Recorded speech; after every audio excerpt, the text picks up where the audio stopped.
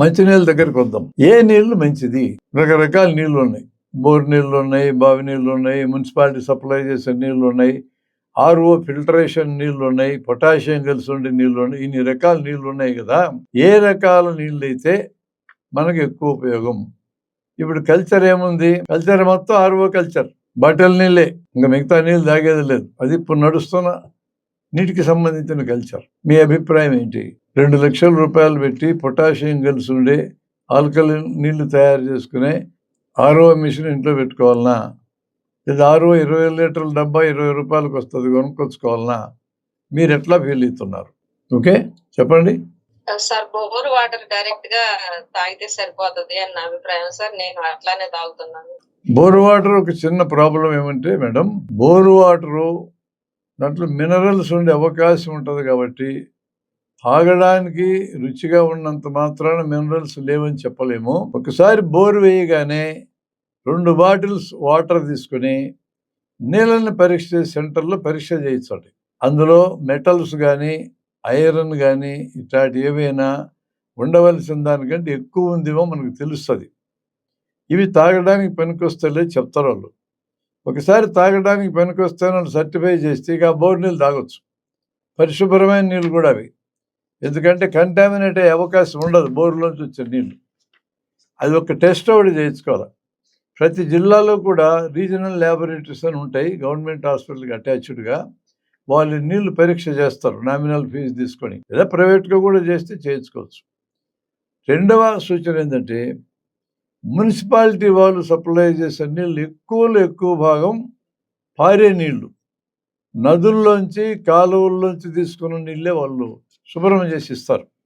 ఈ నీళ్ళని sand filters ద్వారా ఇస్తారు. శాండ్ ఫిల్టర్స్ ద్వారా వచ్చే నదులు కాలువల నీళ్ళల్లో ఫ్లోరిన్ ఉండదు, మెటల్స్ కూడా ఉండవు పారే నీళ్ళల్లో. కాబట్టి నీళ్లు మంచివే, శాండ్ ఫిల్టర్స్ కాబట్టి క్రిములన్నీ ఫిల్టర్ అయిపోతాయి. 100% క్రిములు ఫిల్టర్ కావు. కొన్ని క్రిములు ఉంటాయి. కొన్ని క్రిములు రోగాలు తీసుకురావడానికి అటు బలం చాలదు. ఆ కొన్ని క్రిముల వలన రోగ నిరోధక శక్తి పెరుగుతుంది. కాబట్టి కార్పొరేషన్ వాళ్ళు, మున్సిపాలిటీ వాళ్ళు కాలువల్లోంచి ఫిల్టర్స్ ద్వారా శుద్ధి చేసి మన ఇళ్ళకి పంపించే నీళ్ళు అత్యుత్తమమైన నీళ్లు నా అభిప్రాయంలో. నీళ్ల పన్ను కడితే చాలు, ఇక దమ్మిడి ఖర్చు లేదు దానికి. ఇక bottle water, pure water, doubt లేదు, ఒక్క క్రిమి కూడా ఉండదు, ఇది కూడా అనుమానం లేదు. ఎప్పుడైనా ప్యాకేజింగ్లో తేడాలు ఉండి దాంట్లో బొద్దింకలు ఎలకలేస్తే తప్ప మామూలుగా అయితే ప్యూర్ వాటర్. అంత ప్యూర్ వాటర్ మంచిది కాదు. మనకి సౌలభ్యం, మన కల్చర్ ఏంటంటే ఇదివరకులాగా నీళ్లు మోసుకెళ్లే కల్చర్ లేదు. రైళ్లలో తాగే నీళ్ళని పెట్టినా కూడా ఇది తాగము. బాటిల్ అయితే ఈజీ కొనుక్కోవడం, తాగి కిటికీలోంచి పారేయచ్చు. సౌలభ్యం అనే దాన్ని ఆధారం చేసుకుని అసలు నీళ్లు తాగే కల్చర్ని ప్రపంచమంతా కంపెనీలు ప్రచారం చేసినాయి. హెల్త్ కల్చర్లు ఈరోజు ప్రపంచంలో అతిపెద్ద పరిశ్రమ ఆయుధాలు, రెండో పెద్ద పరిశ్రమ మందులు, మూడో పెద్ద పరిశ్రమ మంచినీళ్ళు అయినాయి. మంచినీళ్ళు బాటిల్ నీళ్ళు తాగడం అలవాటు చేస్తారు మనకి. మరి 20 లీటర్ల డ్రమ్ములో ఇట్లాంటి ఆర్ఓ నీళ్ళే కదా ఇస్తారు.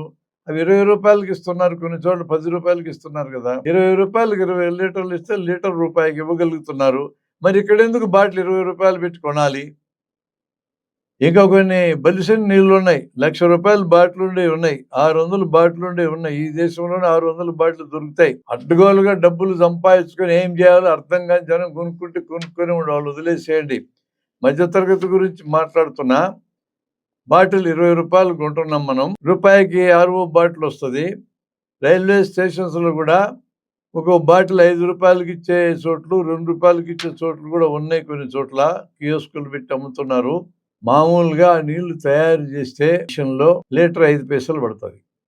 వాళ్ళకు కూడా 5 పైసలే పడేది. కాకపోతే లాజిస్టిక్స్ ఖర్చుకి 5 పైసలు వేసుకు 10 పైసలకు ఒక లీటర్ వస్తుంది. మనకి 20 రూపాయలకి అమ్ముతారు. డబ్బాలు అయితే రూపాయికి అమ్ముతున్నారు. ఎట్లయినా విపరీతమైన లాభం. ఆయుధాలంటే జనాన్ని చంపడానికి దారి తీస్తూ అనుకుంటాం. మందులంటే మిస్యూజ్ ఉండొచ్చు అక్కడక్కడ. నీళ్ళేముంది, మనుషులకి పనికొచ్చేది కదా. ఎటువంటి ట్యాబు లేదు దాని మీద. ఇది దుర్మార్గమైనది అనటానికి లేదు.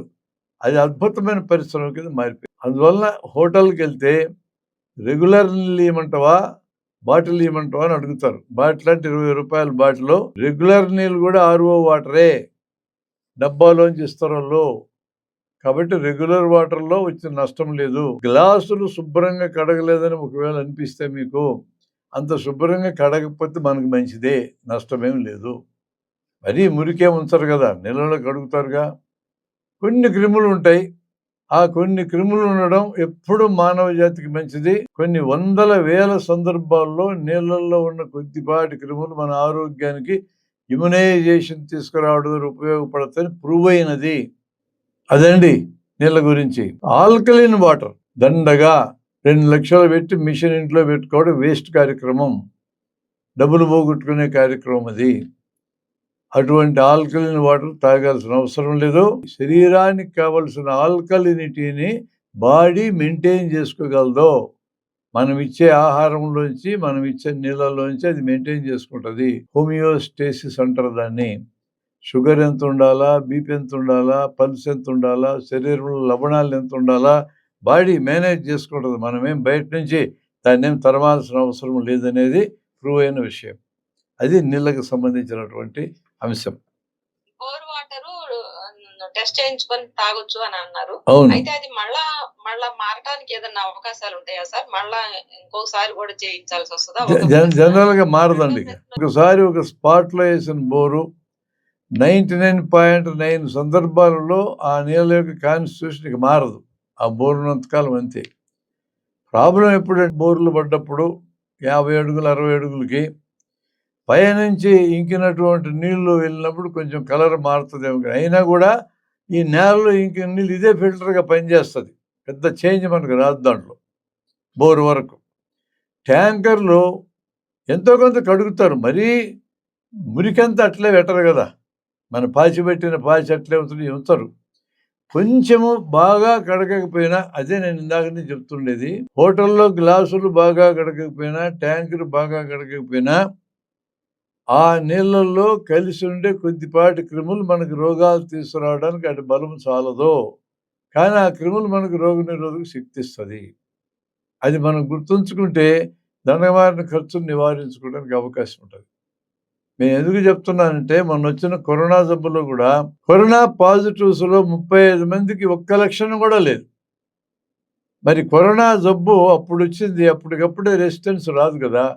మరి రోగాన్ని ఎట్టెదుర్కొన్నారు 35 మంది అంటే, ఇతర అంటువ్యాధులకు వచ్చినటువంటి రోగ నిరోధకత కరోనాకు కూడా పనిచేసిందని వరల్డ్ వైడ్ ప్రూవ్ అయింది. మనకి అంత పెద్ద సాక్ష్యం కంటే ఇంకేం కావాలి? ఇంకో 45 మందికి కూడా రోగ లక్షణాలు పెద్దగా పెరగకుండా 5 రోజుల్లో బాగైంది. అంటే 100కి 80 మంది కరోనా రోగులు కూడా అంతకు ముందే వచ్చిన రోగ నిరోధకతో బాగైనారు. ఇంతకంటే పెద్ద సాక్ష్యం ఏముంటుంది? ప్రపంచమంతా ఇచ్చిన సాక్ష్యం అది.